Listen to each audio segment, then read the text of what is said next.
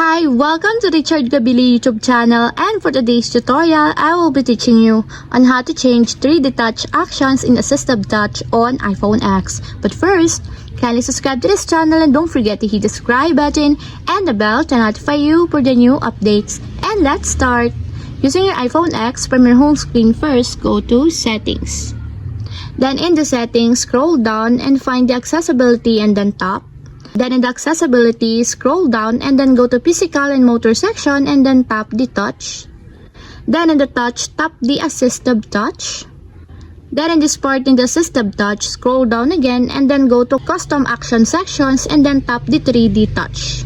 And in the 3D Touch, you can now change here the actions that you want to enable.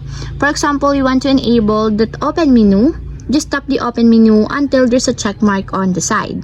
And if you want to change it back to the default actions for the system, just tap the none, just like this, until there's also a check mark on the side.